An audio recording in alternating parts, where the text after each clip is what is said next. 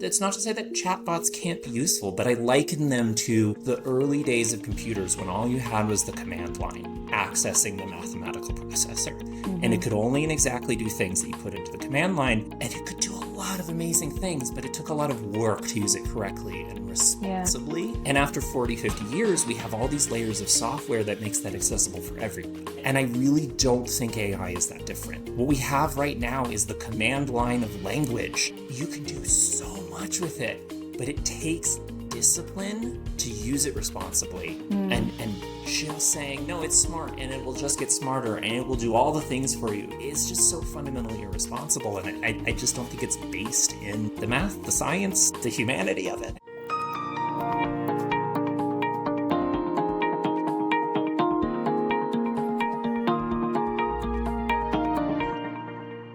Hello, welcome to this episode of Only Founders. I am excited for this episode. What I know about this guest is obviously very aligned with all of my mission. I cannot wait to introduce you to Sayre Blake, because when she talks about all of the work that she's building and doing, it is going to be a phenomenal conversation. You don't want to miss it. So without further ado, Sayre, hello, welcome to the show. Hi, Anne. Thanks so much for having me on. You bet. So give us your bio. Who are you? Why should we pay attention to you? Oh my goodness. So I'm a bit of an oddball. I am the CEO of SkillSaige, which is a new software company focused on democratizing soft skills training for everyone through the form of a game, making it fun, accessible, and modern. But our bigger mission is, how do we figure out how to use AI responsibly and ethically and sustainably?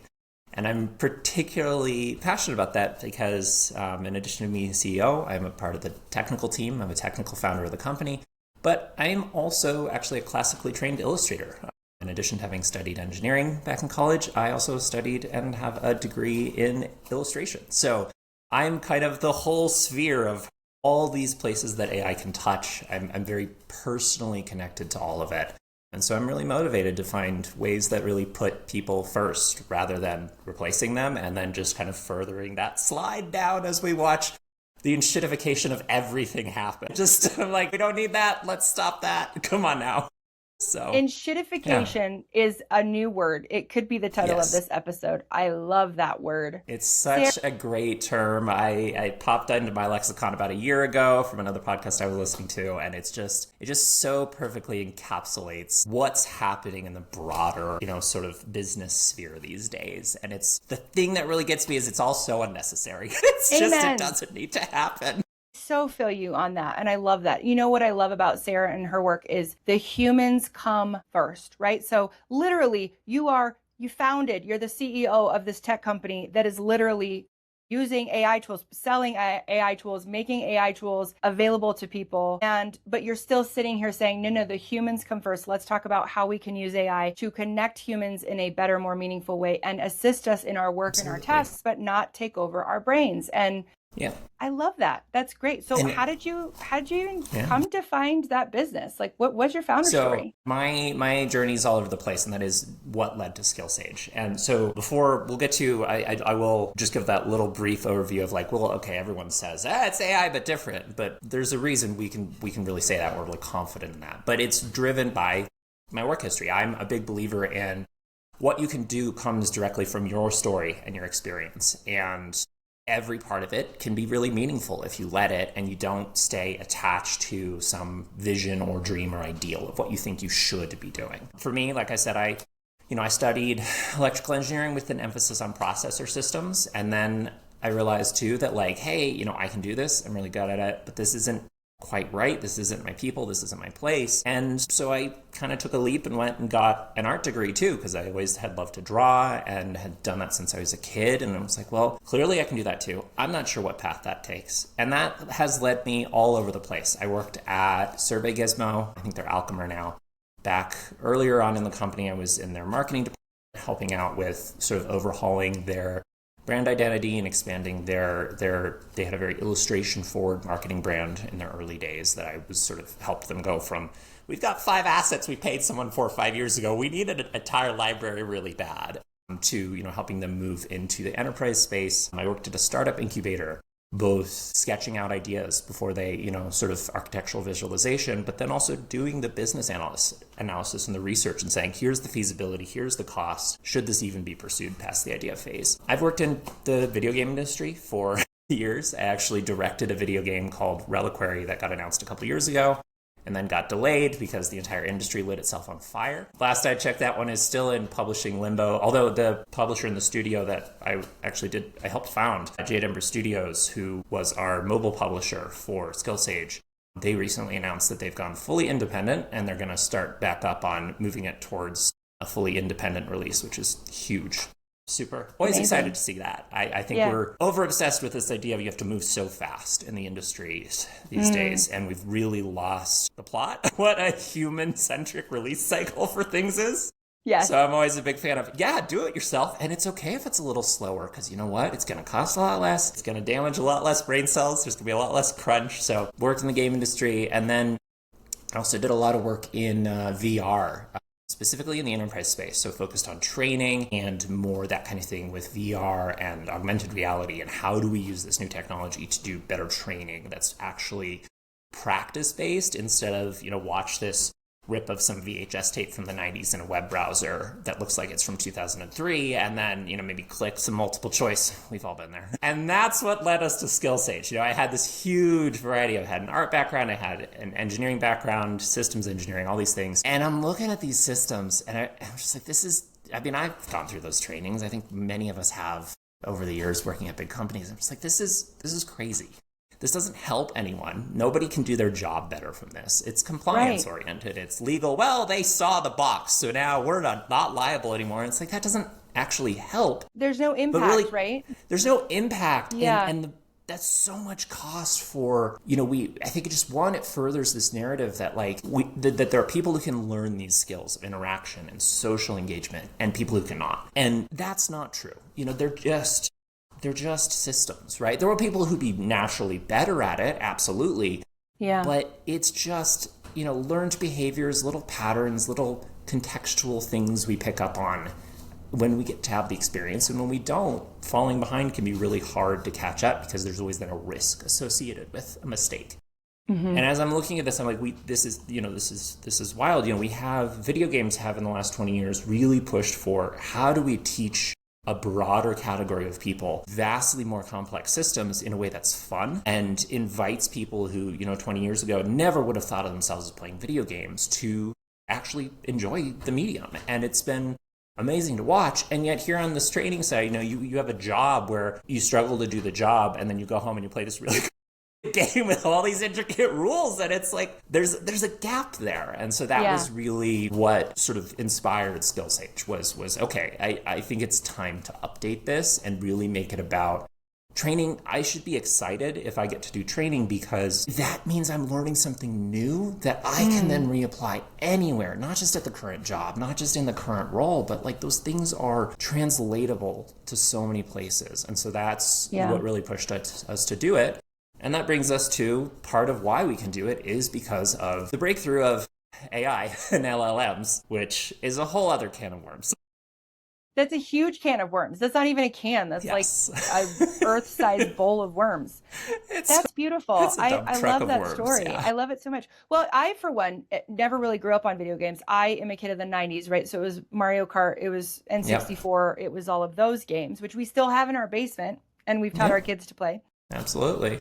But I will say, my husband's a gamer. And so I never quite understood. I knew that there was a release. I knew that he loved the downtime of it. And I never really got into it. But I will say, I myself am 42. And you said something that I resonate with. I will say, I was never a gamer. But when there is some type of a business tool, software app, something that has some gamification in it, for whatever my end goal is, I love it. I find myself I even found some apps I've been toying around with lately for content creation on social, and I hate creating content, and it gamifies. It literally goes through my phone, my camera roll, and it'll gamify. It's almost like, what's it going to come up with next?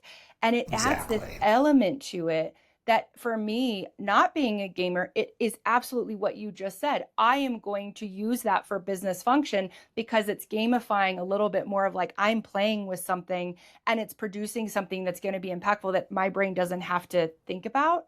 But I think about the game itself and the fun that I have in interacting with the thing. And I fucking love it. I think it's incredible. It's amazing. I think it's the impact that it's creating for me to want to go. That's where it is. I want to go back. The desire is there because the game part of it makes it fun for my brain. So I want to go back into it. So many apps are downloaded and then no one looks at it again. And so what you have to do is create that dopamine hit, that fun, positive reinforcement every time they open your system, your software, your app to use it. And then you also hit something that I want to highlight, which I love, which is every corporate training someone goes to, they're like, oh, I am training. Like, what are you doing? Where are you flying to? You're going somewhere for 2 days. Oh, it's fucking training. It's corporate training. The words corporate training are probably some of the worst 2 words used together. And we all know it. Or HR training. And you're like, well, it's like vomiting.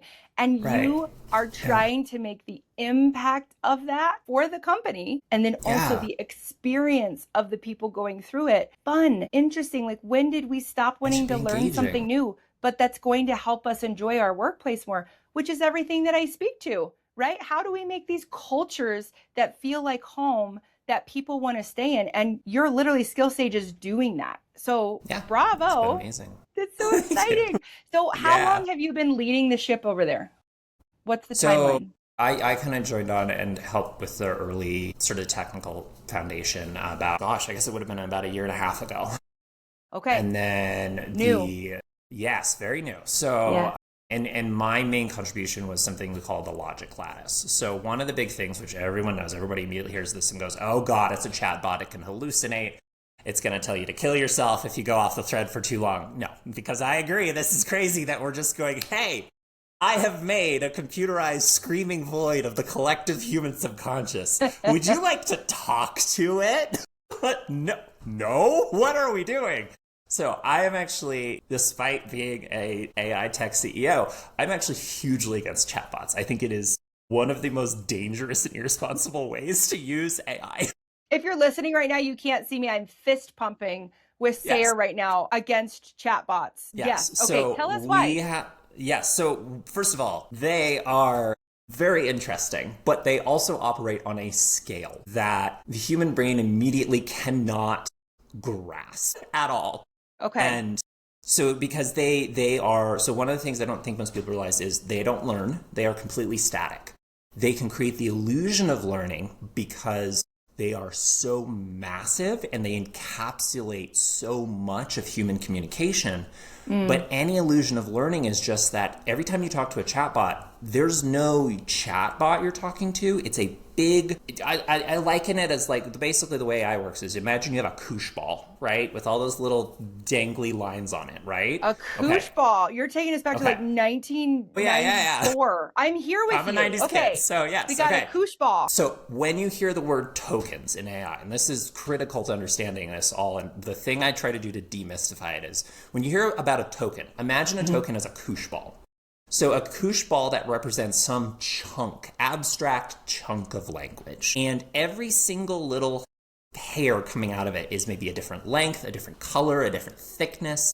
Those are the way, all the different dimensions that the AI used to measure that chunk of language. And so when you set up a whole line of it in a row, there's your input, there's your sentence, right? And all those different lengths, it's going, okay, well, that one points to this one, and that one points to this one, and that one points to this one. And then it takes that, and then it lines it up with its field of billions of these koosh balls. Okay. And it goes, and we're going to go there because it's measuring all those little, and then it, ping pongs its way through billions of koosh balls, measuring how that basically the little stretchy lines stretch out as you go from one to one. And then you fall out the other end at some point, and that's the output. And that's amazing. It's an incredible breakthrough, but it's static. It can't learn. The illusion of learning is then the next time you talk to it, it goes, okay, well, here's what you said, and here's what I said. And then here's what you said. and it makes a new longer chain of koosh balls and just measures again. And so you Okay. fall out of some other part of the giant net of human language. And it can't learn because perhaps, okay, Sarah, stick with me because I'm Yep. not a tech CEO. So I'm Yep. going to see you in this. Okay. So what Yep. I heard was it can't learn because learning requires new input and new information. And it doesn't have new input, new information. It has a field of koosh balls of existing information They're that it's just already trying there. to sync and connect with that. But there's no new input, new information. So it can't learn. Once it has been trained, once you have interaction with it, its huge, massive, incomprehensibly enormous field of koosh balls is locked in place. Love It's it. just Okay, that I it's get it. so I get big. it. It's This so makes big sense you to me. can't wrap your head So around it. it's not a Right. learning model. It can't be. Chatbots Nope. are not learning. They are just a Nope. static thing that you put there, and then that's what they are, and then you just endlessly go in these loops of what is existing. Exactly. You're basically Okay. exploring different parts of the incomprehensibly huge field of koosh balls as your conversation gets longer and longer. Now, the reason they can go off the rails, they can hallucinate, all of these dangerous things, they can cause AI psychosis is one, well, you get out what you put in because it has all of human communication. And so little nuances and subtleties of the way you're talking to it will completely change which part of that field you're entering from and exiting from. And that's a really big problem. So again, we're really bad at understanding things. I work with this stuff and I like consistently have to catch myself and be like, okay, hold on, try and imagine it. Wait a second. Like, it's just, our brains are not meant to work with things at this scale. And so it's just... And we released it to the public who are not we CEO released tech. it to the public. They're not software engineers. They're not. And we released it to children. Right. Children. Not only and we're did just we, like, oh, I know. what the It's fuck are we insane. doing, guys? It's Like, we just released insane. something that's uncontrolled, Yes. unregulated, and nobody knows what the fuck they're doing. And you're a tech CEO, and you're like, it doesn't know what the fuck I'm doing some days, No. and I have to pull back and stop. And I'm like, and so what are we here's the doing? even crazier part, and this is the beauty of it, because you're here, SkillSaige, you talk to, one of the core things is you have a conversation with Sage to simulate practicing an interview, or here's the thing, it's not a chatbot. You are talking to her, but it is not a chatbot. So a chatbot is just, I have this big field of koosh balls. You may make a string of koosh balls and shove them through the field, and then the next time you talk to it, it will just take your first string and your next string, and we're just going to keep stacking that until eventually the math falls apart and it goes insane, because the math has decreasing degrees of accuracy the more koosh balls you shove into it. It gets harder for it to calculate where it's supposed to go. So that's crazy. That is crazy. That is not, to me, so I look at all the problems we have, the problems with AI right now. That's like, oh, we'll figure it out. I'm like, no, we won't. It's an inherent part of the technology. The answer is not, well, let's just keep brute forcing it. Let's just keep going, well, some people might suffer AI psychosis. Well, we'll just put a little warning that it might not be accurate. Yeah. No. This is an inherent consequence of the technology. Instead, what we have found is, and what we look at it is, okay, for the first time in human history, I can open a model, whatever AI model on my computer, and I don't think people realize how easy it is actually to run these just on your local machine. I have a little Mac Mini over there that I can run anything except for the biggest ones on. It's like 2 clicks. There you go. Yep. And you can talk to it.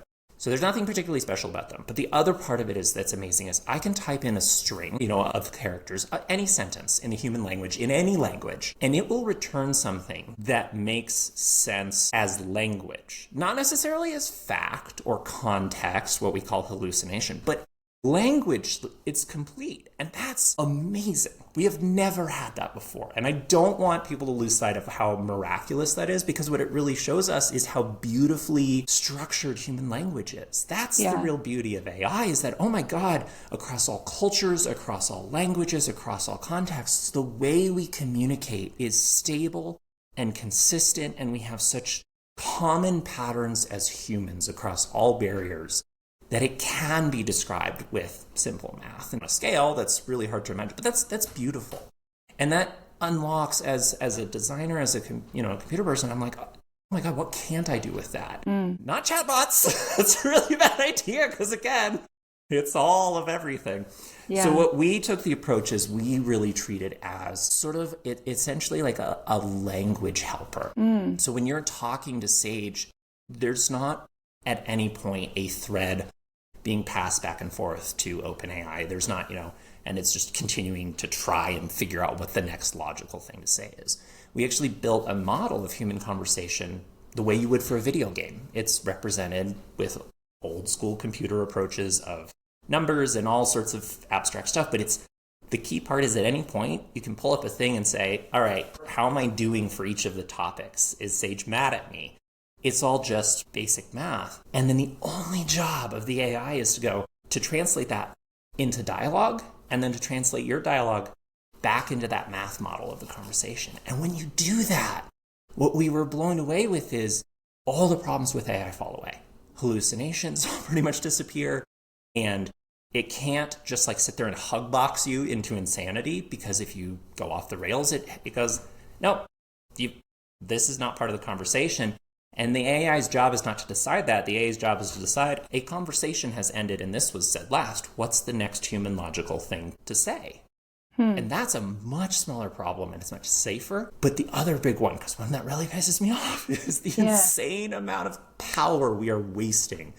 I mean, there was like the debacle with Sora, and then even OpenAI with their trillions of dollars had to go, this is burning too much money. We need to shut this down. And we're not doing anything with it. Sayre, but when I you have do a question things this for you. way, it gets so small. I just got chills when you were telling that story. I love that story of how Sage. I have two questions for you. One short, one's long. One. Please. What made you say that Sage is a she/her? It just was the character. So we actually, so that was a really fun thing too when we designed this. Sage is a actual video game character. So she has a 3D model. She is animated. We did there's a young woman I mentor who's a concept artist who was responsible for coming up with her design. And we actually have like a dozen future trainers planned at some point in the future when we have, we're not in this early kind of growth phase, we can come back. But it was really important to us to be like, hey, this needs to actually be a character, not trying to be a human, not trying to be a person replacement.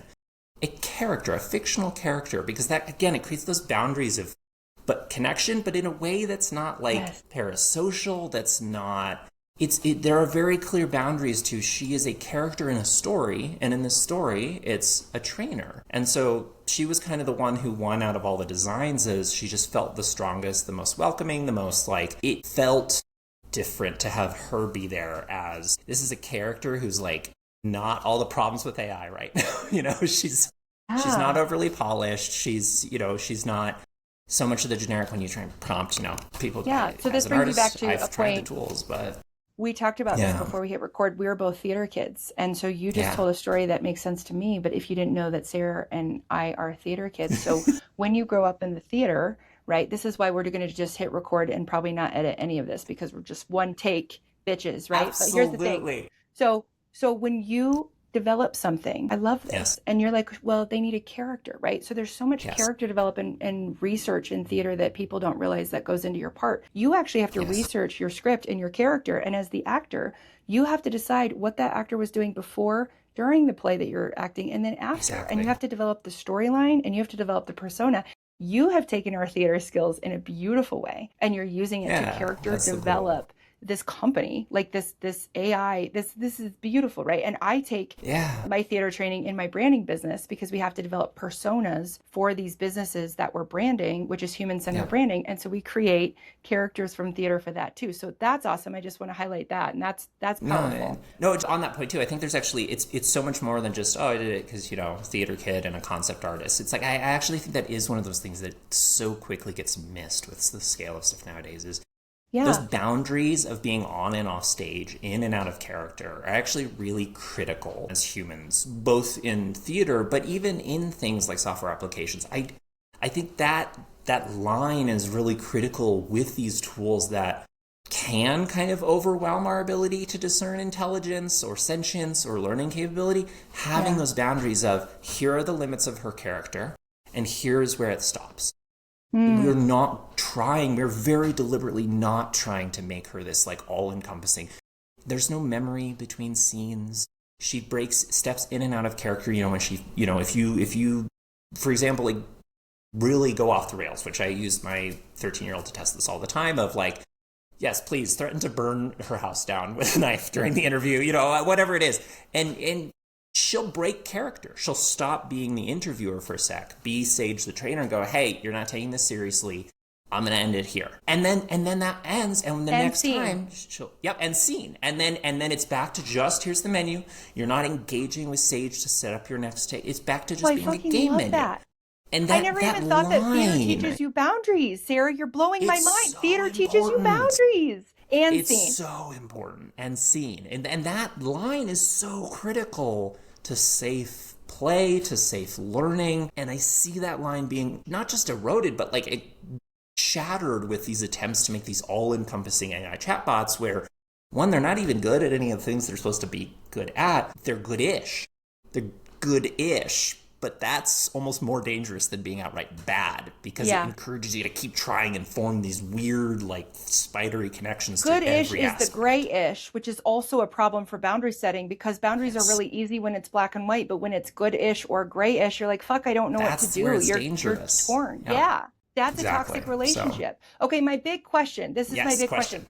I want your thoughts on what you know about AI and how we're using it, right? And just humanity in general. This is like a big question. Okay, so we're going humanity, the globe. Do you believe that AI will die because humans are survivalists and we must survive? And if we believe that AI and robotics are going to eventually take over the human species, if these big tech firms have this goal, do you think humans will revolt against the robots and kill AI and say, fuck it, we tried that and that was a really weird decade or two and we're done? Like, what does the future look like? Great question. So first of all, I actually reject the notion that we're even anywhere in risk of it taking over anything. I agree with you. I think the big companies would love us to think that because it makes their products sound way cooler and better than they actually are. Exactly. So just like so let's talk about the AI as a great example of LLMs, the new breakthrough. AI as a field has been around since the 60s. We've been trying to figure out ways to model different aspects of intelligence with computers. I have studied a lot of them. On Reliquary, where I was the director, I was in charge of the game AI systems. And those are very simple, dumb as rocks, but they are AI systems. They're, it's just a big if this then that, or if this then that. Like, that's all it is, but it's still AI.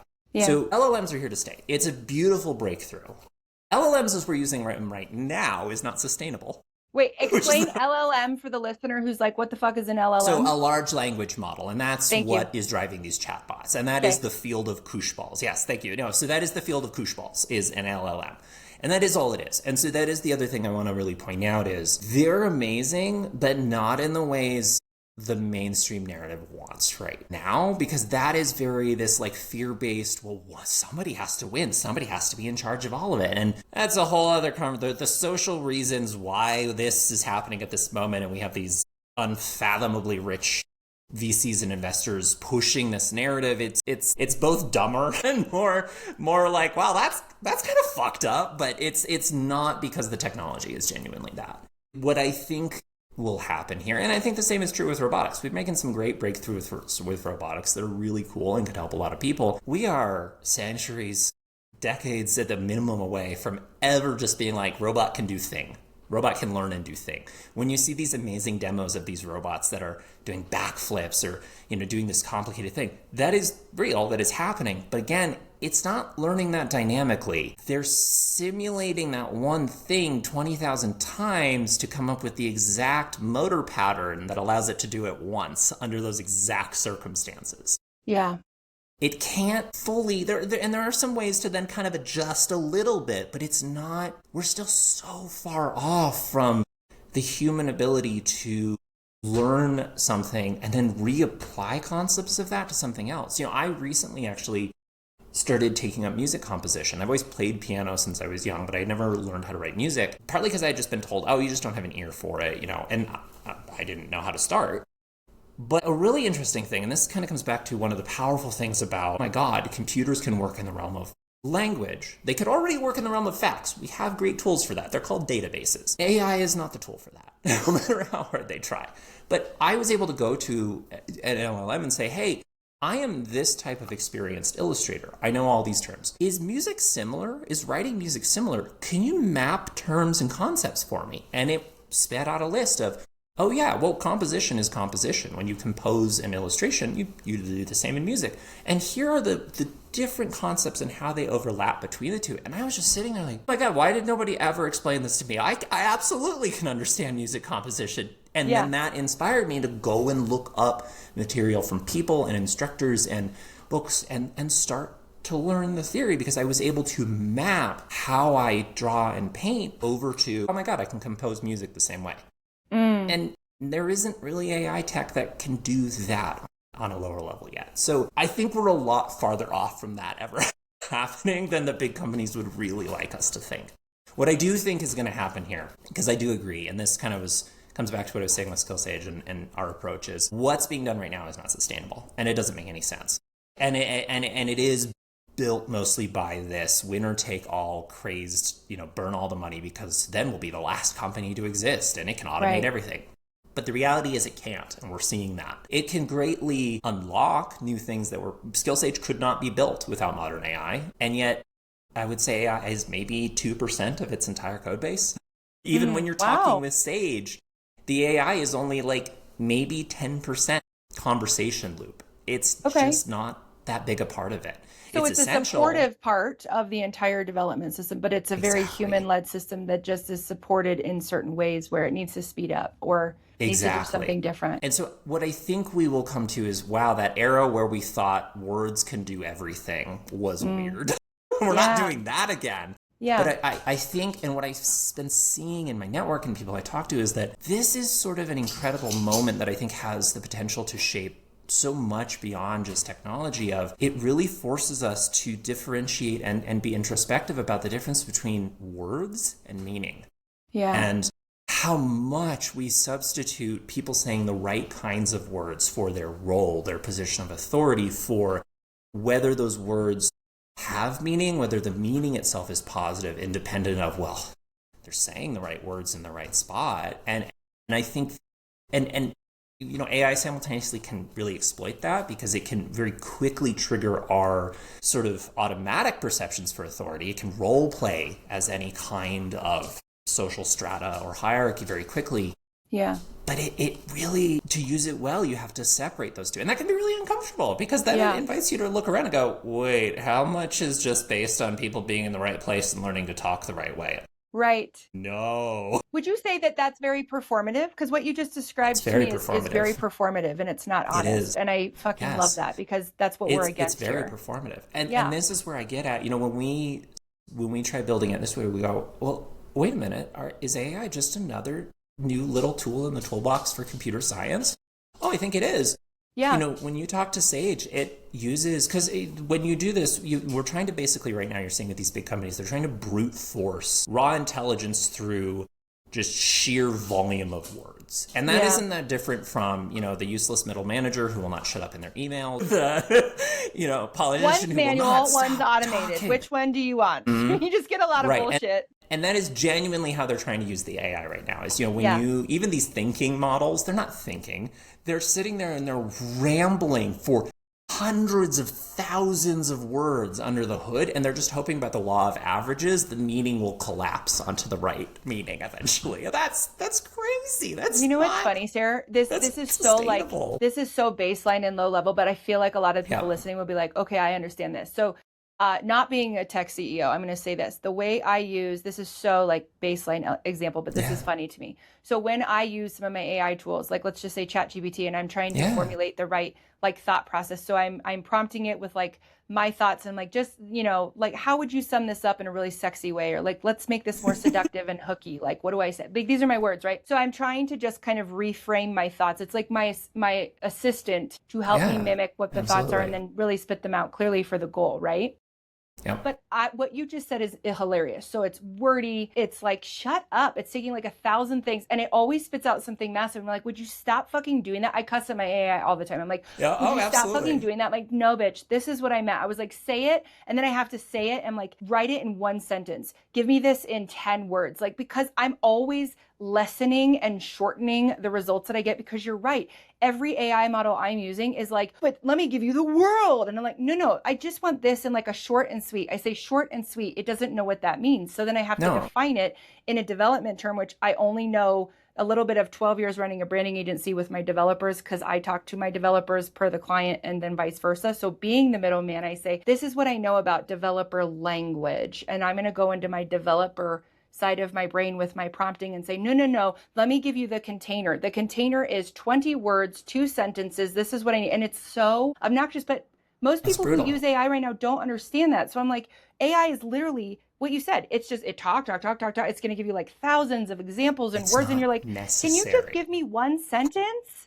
Stop. The worst part is this doesn't have to be a part of the technology. It's a deliberate consequence of the way these companies are trying to use it right now. So like with SkillSaige, when we built it the way we did, where we go, well, actually, maybe this is just a language translator on top of other traditional stuff. Yeah. Not only were we able to, did we quickly realize, oh my God, the model we're using doesn't matter anymore. We can use a model so small, I can run it on my phone and like, it would work fine. We don't, because most people do not have a phone that could load the model plus the app, and we want it to be accessible. So that's one of those examples where, yes, let's run it on a server somewhere to make it more accessible and not require thousands of dollars of hardware to do. Great, that makes sense. That's where the whole software as a service concept actually makes sense and is not, like Adobe going, oh, would you like to draw on your computer? Why, that will be a subscription. I'm like, why?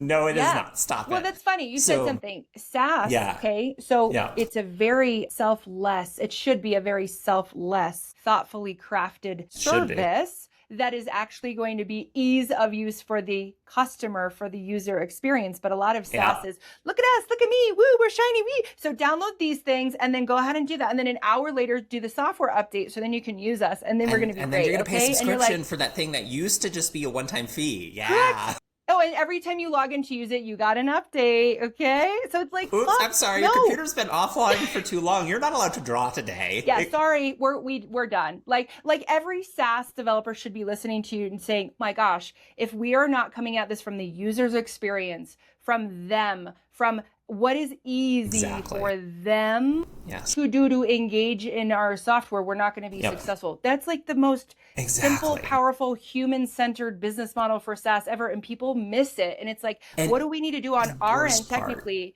to just make sure this is easy for you to click, pop open, and you're done? Exactly. And the worst part is when you approach it from that mindset, the complexity of the problem goes down so much that it actually becomes so much more sustainable to build these tools for specific audiences, because you don't go, well, we need 1,000 engineers to build a thing that does everything because we actually don't know what it's going to do, and we're going to have to capture all the data because we don't know what of it we'll need.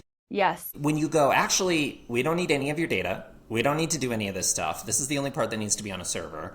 The complexity shrinks so fast that you go, well, actually, we could do this with 12 people instead of 1,200. And then... Secret power of SkillSaige, are you guys a really lean company? How many people? Extremely lean, remote first.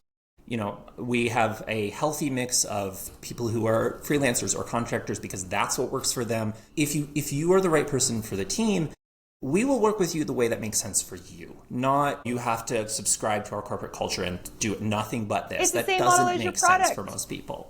Yep. You literally employ and hire the same model for your product. If you are a great fit for us, we're going to make it easy for you to work with us. I love that. Well, and because of all of this, so this then comes back to that, the unsustainability and this problem with these like massive data centers that are going to be sitting idle in 5 years if they actually build all of them, because the demand is not going to hold out. Thank you. And I would also like to point out this whole, I have never been so happy to see people getting so involved in local government to push back on these data centers, because this is not a new problem. This has been happening for 20 years. Netflix uses data centers, YouTube uses data centers, Amazon uses, this has been happening.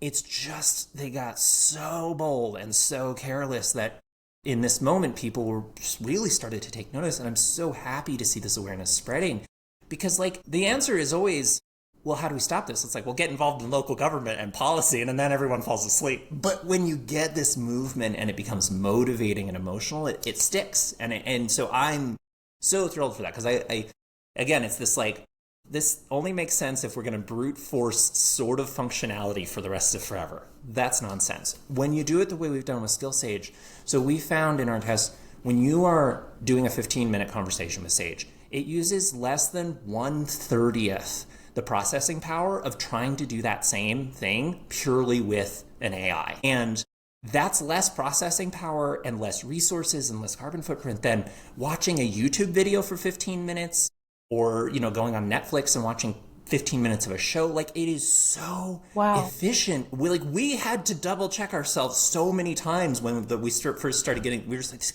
this can't.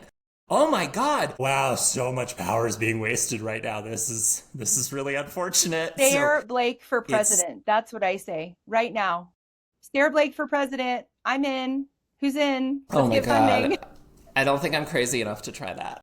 No, actually, my oldest daughter said, "Mom, why don't you just be president one day?" And I was like, because I'm not nuts. Okay, moving on. I'm not insane. Yeah, and I actually think I can do a lot more good building weird, fun, small things for people than that nonsense. Also, I am quite confident I would not even make it through half a term before I absolutely bitch slap the hell out of a bunch of people in Congress. So yeah, I know. I am not socially digestible enough to be the performance needed for a president. I think I'd scare the hell out of most of the people in the Midwest. Yeah. So. I mean, I offend somebody every single day, and I'm like, look, if I'm not offending somebody every single day, I'm not being me. So I'm not doing my job. Exactly. So and this is where it could come back to your question of like, I think we are going to look back on this era of like, wow, everybody collectively lost their minds.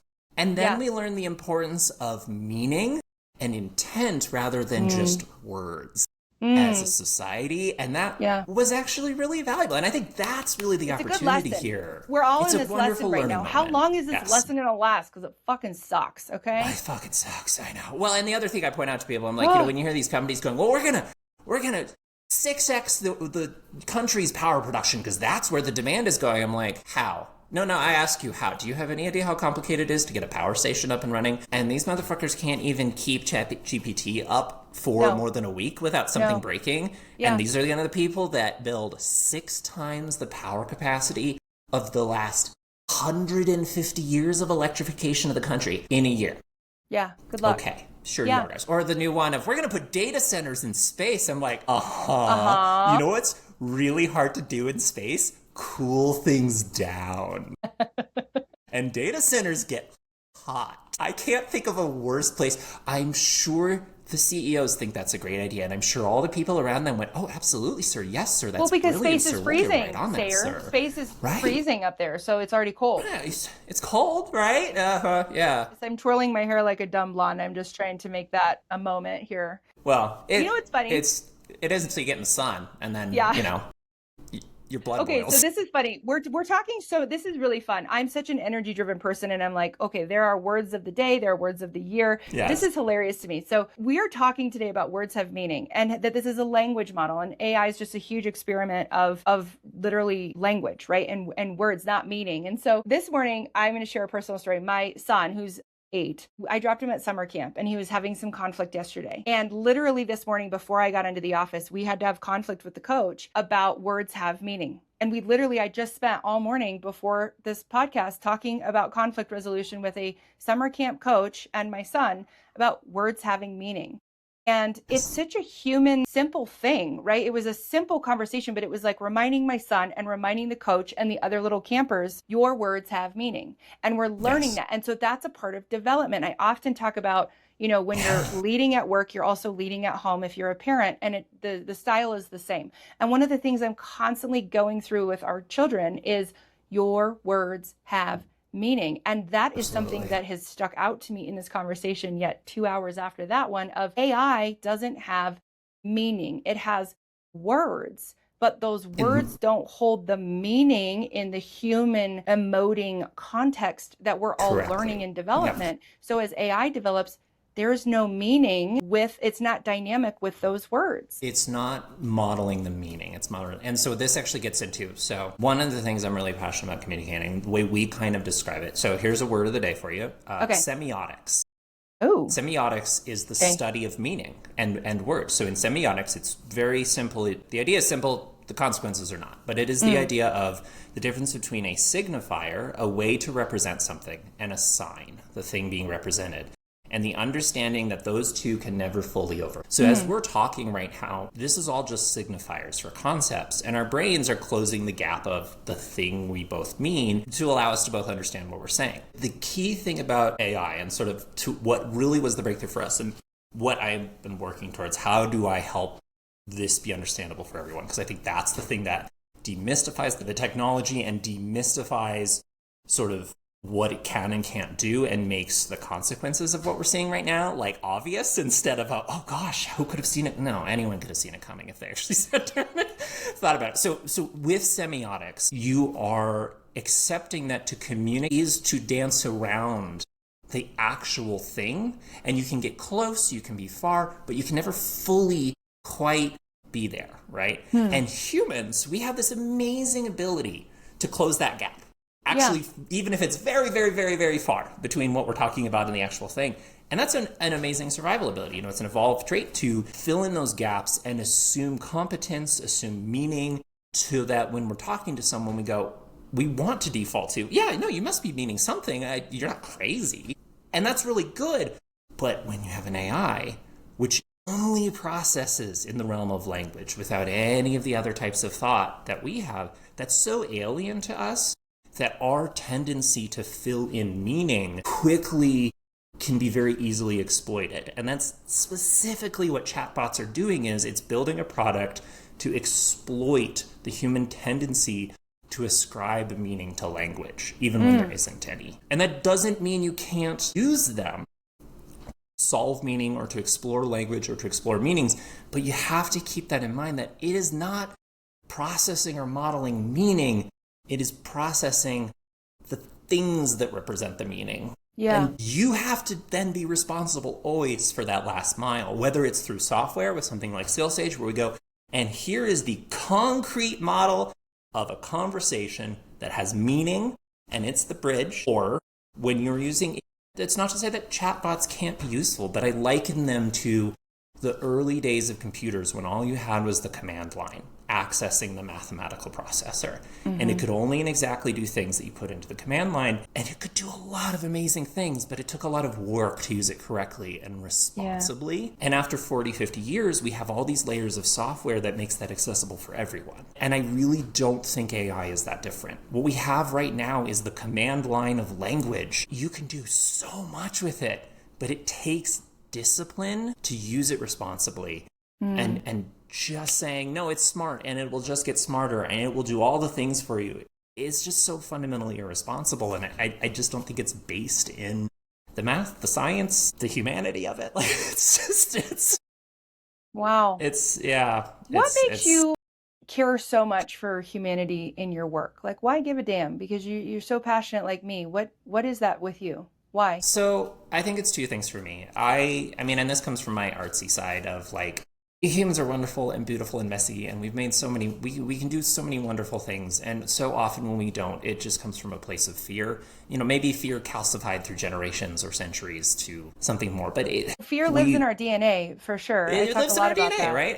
And it's the greatest, most difficult challenge of people to grow. For real growth, we have to learn to be less afraid of fear. Not to eliminate it, you can't, but to be less afraid of it. And we can do that through, that's what art is, but it's also why art, it's one of those things, like I have a BFA, and I'll be the first person to say, you can't fully define the word art. People who try to argue, I'm like, no, anything can be art. It's just when you're communicating through anything, you can write software that is a beautiful piece of art because it's elegant and it's understood by the other people who write software as, oh, wow, that makes me stop and think. You can do it with paintings or writing. And I guess for me, I mean, yeah, we'll get deep here for a sec. So for me, my real motivation is, I always think back to, are you familiar with the poet, I'm going to butcher her last name, Rupi Kaur, I think is her name. No. Wonderful poet. And there's a particular poem she wrote where, I'm going to paraphrase, but it's something like, why are you so kind to others? And the response is, because I say with milk and honey on my lips, others have been unkind to me. And I really live by that of like, I didn't have a great childhood growing up, and I came from a family of generational trauma on both sides. And even before I had kids, just really early on, I was a very introspective kid. I was a very artistic kid. I was a very curious kid. And I kind of was like, I want to stop that here. Like realizing that to anybody has that chance to just kind of shift things forward a little bit. But the two real challenges, and this came much later when I went, oh, this is why not so many people do it, is One, you have to be willing to be uncomfortable because it means facing scary things. It means, trying things that you go, oh God. I mean, I'll admit, even when AI was coming out, there were early points where I was like, oh God, what does this mean for me as an artist? What does this mean? But I went, okay, I'm going to set that aside for a minute and I'm going to evaluate this with the same rigor and rationale I would anything else. And then when I did, well, the fear fell away. And I went, oh, this is both more wonderful than I imagined and also dumber than I possibly imagined. And yeah. And so often that's the case. But the second part I've found that really the hard part is when you want to do that, it means sort of letting go of the idea of what that's going to look like. I did not set out early on in my career to be a CEO of an AI tech trading company. That was not the goal. That never even crossed my mind. I was like, I'm going to draw cool pictures and I'm going to work on video games and maybe I'll program a little bit with my engineering. And I'd gone so many places, and I think back to what would have happened if, and actually I can even trace it back to a moment when I first got out of college and finished with all of my various training. One of my early jobs I interviewed for was with the Lego company. And I got all the way through to the last round of the interviews, flew out to Denmark, their headquarters in Billund. And it was wonderful. I love Legos. Obviously, there's a bunch of them up there. I've loved them since I was a kid. It was like a dream come true of, I'm going to be a concept artist for Lego. And oh my gosh. And then I was in the interviews and I asked them a question. And it was basically, because even then I had realized I think part of my gift, what makes me, what's going to help me set a better example for my kids, grow and show them what's possible, was I can learn and I can learn different things and see the connections between art and engineering and all these different things. And so I asked them, I was like, hey, so I know I'm interviewing for a concept art position, but what do you do to foster cross-discipline growth in your employees to, because, here I'm thinking this is a big, successful company, very design-oriented. Of course they want the concept artists to understand how manufacturing works. How else will you make designs that won't be a nightmare for the engineers? And so how do you foster that growth? And all three of them just froze. And they all looked at each other like I had multiple heads. And then they finally just went, we don't really do that? And I had this moment, I went, I can't work here. And if I had stayed with that vision of this was my dream to work at Lego since I was a little kid, I might have swallowed that and just gone, well, what do you know? They're bigger and more capable and they've been doing this for decades. Right. Why?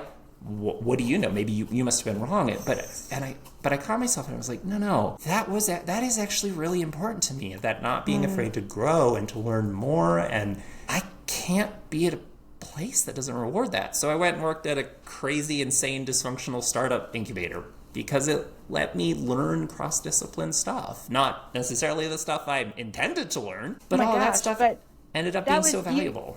You were cycle breaking in your interviewing and in your career because you're a cycle breaking person, and I'm a cycle breaking person, and I'm healing generational trauma as well from my upbringing. And I also love that you're cycle breaking. Once you cycle break at home or work, vice versa, you're the same person in both places, and that's a really beautiful story of, look, I am cycle breaking some things, and through cycle breaking, you literally learn what matters to you and what makes you come alive. And when you have that fully with conviction, you can walk away from Lego and say, yeah, you guys aren't doing something that really matters to me, so I'm going to give up my dream job. And you had to go back, I'm sure, and visit your inner child who wanted that job to say, look, and you had to sit with her and say, it's okay. We're going to be okay. She's having this fucking fit. She's like, what do you do? This is our dream job. What are you doing, you asshole? You're like, no. Yeah. And you're going to sit down next to your inner child. You're going to say, we're okay. And I hear you. I see you. And this matters to us now. Okay. And we're going to break that cycle. And this company doesn't give it to us. And you didn't know that. And that's okay. But we know that now. And we're an adult. Yeah. And so in our career and in our businesses and all of the things that we're leading, the people, the software, the products, the processes, when you break those cycles and you wake up, I love it. I call it waking up, and you really figure out, you connect to yourself, mind, body, embodiment. You say, these are the things that matter to us. Yeah. And then you have to go back and reframe and say, did that really need to happen? Does this have to happen in our life? That's how you make every decision. And for me, I call it truth telling, right? That's my platform. Yeah. We transform fear into truth, because fear will never go away, but how we are brave and courageous to face those fears, which you also said something of, the idea that's in our brain around the fear is often scarier and more paralyzing than the actual thing we're afraid of. And so when we have courage and when we're brave and we transform those fears into truth, it's because it's a truth of ours that needs to exist, but we're afraid of what it might mean if we accept it and bring it to light. And then what it's going to disrupt in our life. So we're saying, well, I'm afraid of that, or I'm afraid of doing that. Well, why? Because it's my truth, because it matters to me. It's a truth. And so if that truth exists for me, well, what does that make me? Where does that lead me? Where am I going to go? Who am I going to be? And it often threatens our version of our identity. And identity is such a powerful human trait. I mean, it's not a trait, but human identity is the most, powerful thing we can connect with in our entire life. It is. Which involves us telling the truth, which involves us facing our fears. Because like you said, we're often rooted in decision-making and fear. And that's not going to get you very far because it's not honest to who you are. 100%. And I think, one of the things too I'll say is it sounds great and dramatic and epic in hindsight. In practice, it's always messy and miserable. It's so miserable. It's hard. It's lonely. It's depression inducing. You're going to be so fucked up for what you're going to be like in the mess. You're going to be like, I suck. So this sucks. You suck. Life sucks. Right. And you have to sit there and you talk so much about grit and resilience and how do you build those things and how do you go exist with those things? How do you learn those things? So walk me through, like, you're building SkillSaige, but the resiliency, the grit, that like all of these behaviors that I believe you've probably learned from cycle breaking. But tell me about that. Like, what did that look like and how did that allow you to go through this process of like facing your fears as you're kind of powering through this new way of using AI, absolutely. Which is like, incredible. Well, I think it was essential to it. And because I think the first thing is what AI, and I always say this to people, I'm like, oh, I'm really scared of AI. I'm really against it. I'm like, you're not wrong. I mean, on left to, we are in this era of like, but I also go, but it's not new is the second part. This has happened with every breakthrough, and it feels in some ways it's unique because it is in this domain of language in a way we're not accustomed to, but there was this same fear and also even the same deranged promises of mass automation. You'll need one employee to run a mega company. Even back in the day when it was like, we have desktop computers now. All they could do was spreadsheets, and you still had people being like, we are 5 years out from fully automating the workspace and no one will be required. No. And this is not new. We have done this before. And then we realized the actual important thing is people. Okay. And here we are. It's another cycle.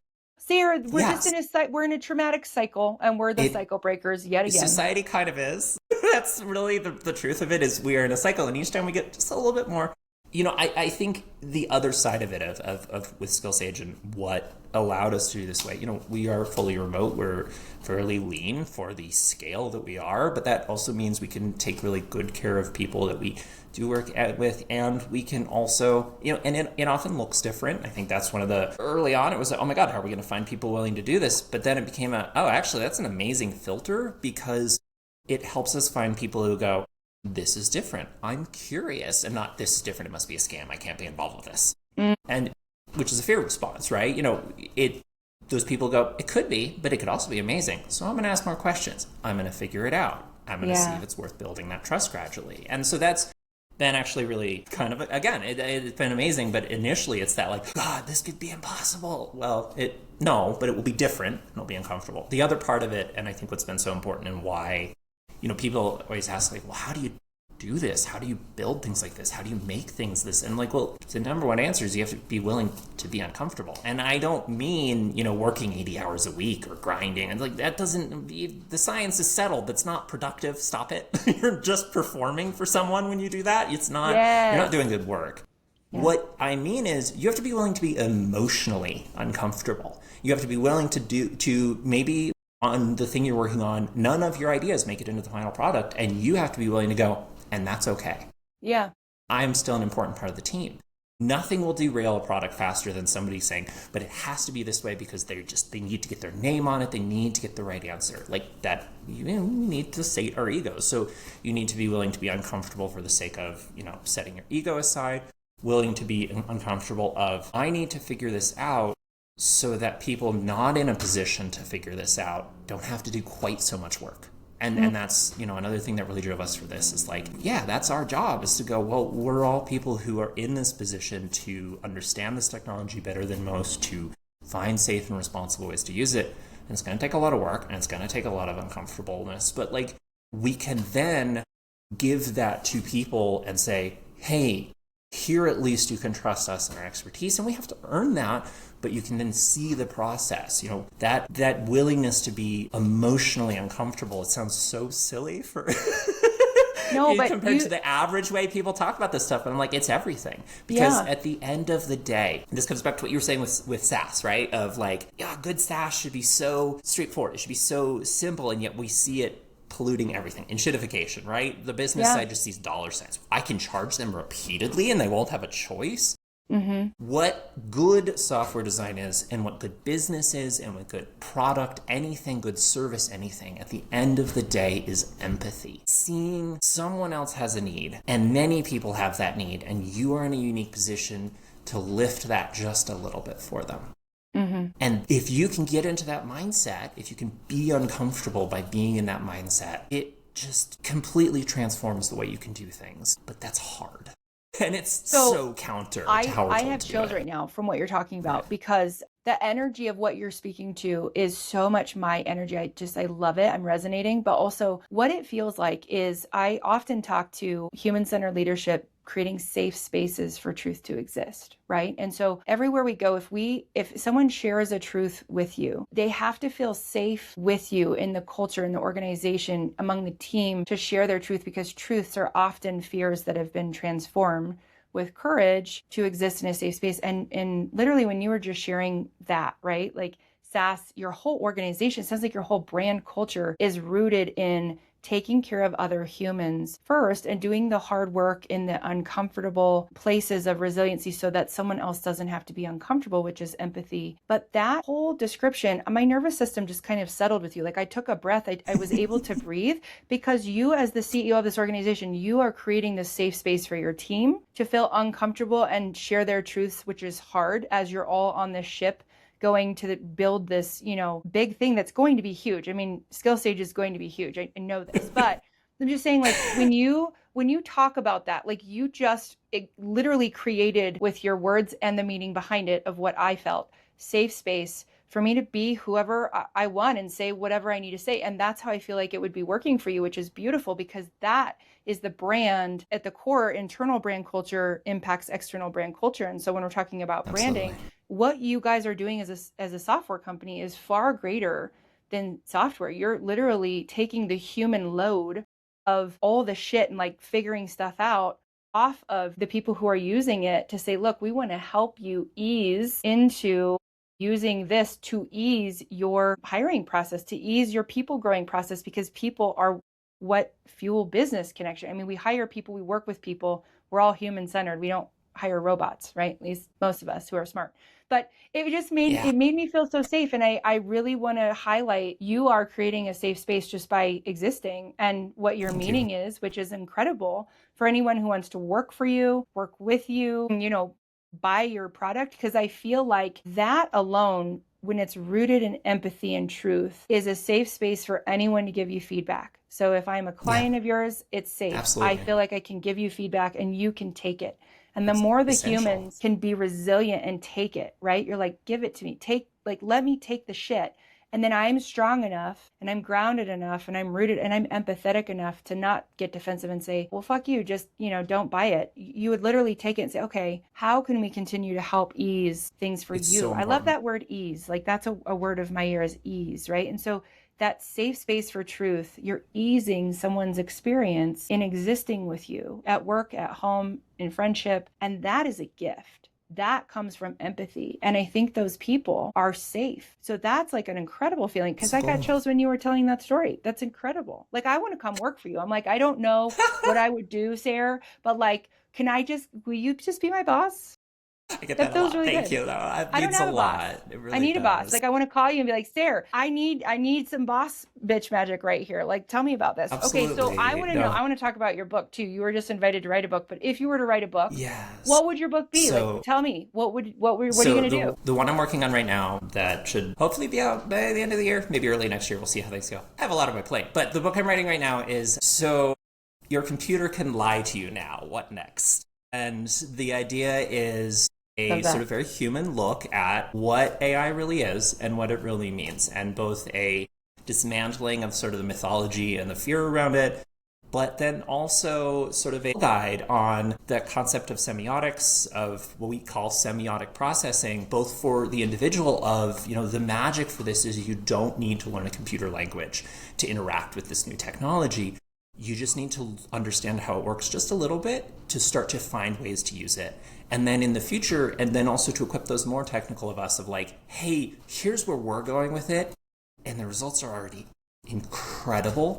And we want people to join us in it because I think the real power of AI is that it is so, when used responsibly, when used with this mindset, it can run on a computer sitting on your desktop, and yet it can help you bypass and dismantle those artificial performative walls that so many of us have. I'm the first one to admit, I've been weird. I'm not the typical tech journey. It was early on, it was always hard for me to get in rooms and get jobs that actually used my full skill because I just don't fit the narrative. I don't fit the history. I don't, I know how to talk the way they do. I don't perform the way. And the AI is an incredible tool to say, actually, I can stick you in that room, make you sound exactly like them. I got you. And like, he's still empowering you as yourself to then be yourself in that room and rip aside that barrier. So I think the real long-term value and impact of AI, once we get through this really awful interim period, and eventually all their money runs out, which it will eventually. Yes. What's left standing are the people who go, actually, hang on now, I can be clever. Because there's not a lot of cleverness at that large scale, I'm not going to lie. I mean, there's a lot of intelligence, but there's the cleverness, that ability to function well in the cracks and the seams in between large systems and say, how do I see the systems and work within them, but not actually aspire to be part of them? And that's really, I think, sort of the superpower that it can unlock for a lot of people. So that's what the book's about. Should be out at some point soon. I'm very excited to do it.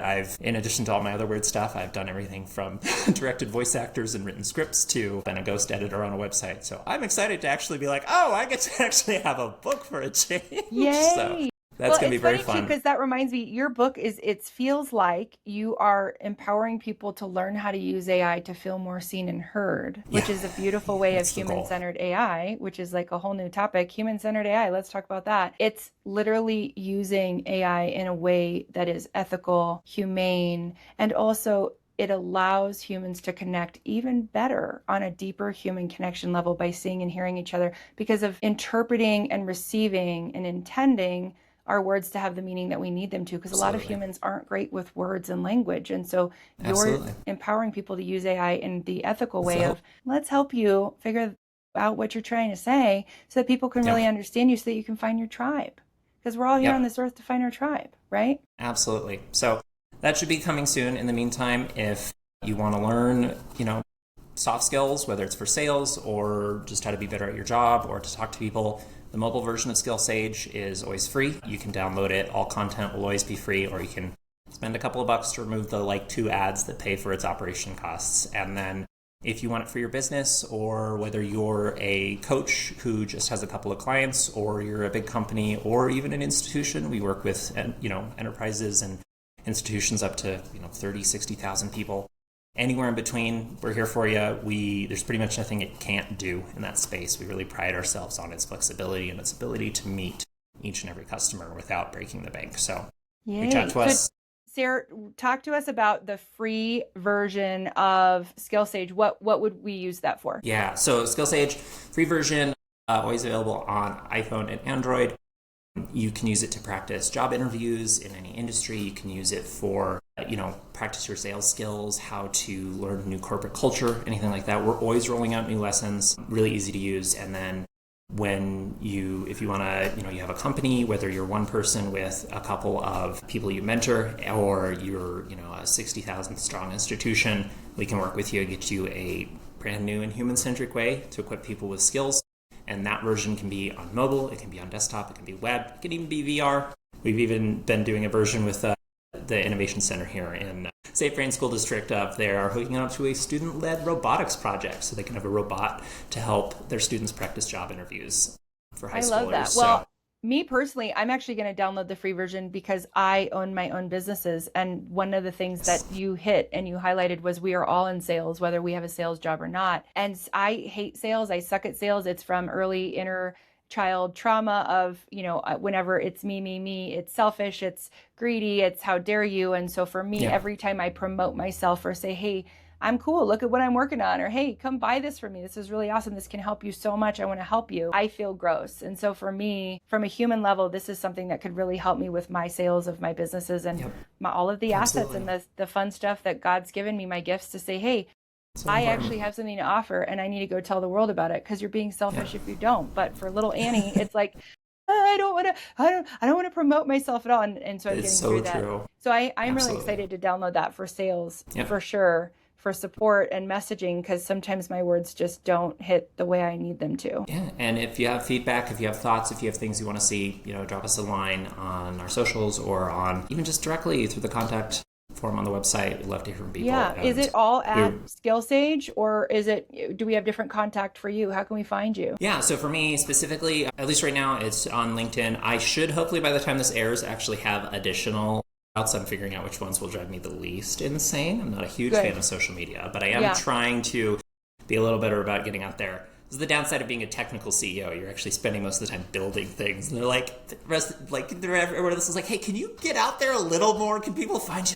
LinkedIn will be a good point for me to find all of that. I'll probably also, you can check out some of my work and my links to all my various things on my website, sayreblake.com, as a hub for that. And then if you're up for something a little more fun, a little more interesting, I always plug, I also have a art side YouTube channel, Witch Cove Crafts, where every couple of months I do something kind of like this, just a little bit of a conversation set to an art piece along with some fun downloadables so you can make your own. Most recently, a couple months ago, I did one talking about the importance of cosmic horror for us creatives and artists, set to an analysis of Markiplier's Iron Lung movie. So that's feel free fun. to check that out too. I have a PS question that I just thought of that I don't want to get lost. I want your input. So New York, I don't know if you saw this headline, they just hired the first robotic teacher for their school system. So thoughts on that? I think we've missed the point of teaching, but it's fine. Reply you could have given. What was the point of teaching again? It's fine, whatever. You know what? It's one time. We'll learn the hard way, I guess. Okay, cool. Yeah, that's such a relevant topic. I saw that headline and I was like, what the fuck? And I think I said it out loud and I was like, we're moving on. I'm not even going to read this article. I can't. You know what? I can't do it. Humans are nothing if not persistent in having to learn the hard way with things. So I agree. And I also agree that greed and money and humans just sometimes get in the way of toxic generational cycles and we fuck it all up. And we have really cool toys to play with. We're so far beyond greed at this point. It's not even greed. I'm like, you could function as the coldest, most business savvy person and still come across as the most warm-hearted, human-centric person. Yep. We are so far beyond that into like pure fear-based, ego-driven insanity with so much of this. I was just on a podcast called The Unfiltered CEO. This was fun. And we got into this whole conversation and I talk about my topic of performative honesty. And all of us are trying to be raw and vulnerable and authentic. And it's like all the buzzword of being real and truth-telling. And it's still bullshit because humans are really good at being honest performatively. So I'm so what you just said, I'm going to be the greediest, self-driven, egocentric. And then, but online we're performative honesty. I'm authentic. Look at me. I'm this great leader. And it's such bullshit, but it's such a hot thing right now for me to look at. I'm like, that's performative honesty. You're not honest. You're just performing honesty so you can be authentic. And no, that's not actually your raw, real who you are. It's amazing, but we are in such a culture of trust deficit right now with AI. Nobody knows what's real. Nobody knows who to trust. We're all just, the noise is actually created by us. We're continuously creating bullshit and we're really good at it and we're creating more noise. And so then people literally, you see all these communities and clubs and huge startups of, hey, let's go hang out, like wealth walks, right? Like, how can we go take a walk with a real person in front of me that's not on a computer, so I know you're real, and have a human conversation without robots, right? So like, I just think it's so funny that we're going through this cycle, and you're absolutely right. We're all learning. We're all just in our own way. And we all just really want to like go back to a 90s summer and go outside and play with our neighbors and knock on a fucking door of someone and be like, hey, you're a human. You exist. Can you come play with me? So I'm not on a device. It's so sad. It's so just sad. Okay. It's crazy. I feel like we need to have a follow-up conversation in like a year with you, Sayre, because I think we will absolutely be having one. 3 months, 6 months. Like, I just feel like you're just like all of this truth is that we need good people like you. You're an incredible leader. And I want you to just know, I want to see you in this, like your values, what you stand for, all the cycles you're breaking, I really appreciate the human-centered business that you're running and you're selling out there in the world. Thank you. We need more CEOs like you. And it was an honor having time with you today. Thank you so much. Oh, and this has been wonderful. I love where this has gone and the talk we've gotten to have. And like, we need more people like you who are going, hey, wait a minute. There's a big difference between, it's not enough to be honest. It can't be performative. It has to be real. And that's uncomfortable, which is why most people don't want to do it. But that's a separate conversation. So I really appreciate that, and I promise I'll be back sooner than that. This has been a lot of fun. Awesome. Yeah, we will watch out for that. I would really want to do a Sayre Blake part 2, because I just feel like there's so much growth when you are healing and when you're evolving and living in discomfort. Absolutely. You grow like hour by hour. Do you ever have those days where you're just like, holy shit, that was a day that felt like a month. Like you just like leveling up just constantly. So it's really cool. And you're growing fast. So we're going to keep in touch and we're going to follow. Awesome. And thank you so much, Sayre. Everybody, that does it for today's episode with Sayre Blake. I'm sure you're going to have a lot of fans after this. I'm a fangirl. I'm going to go download SkillSaige. I can't wait. And that does it. So bye for now. Thanks. Bye, everyone.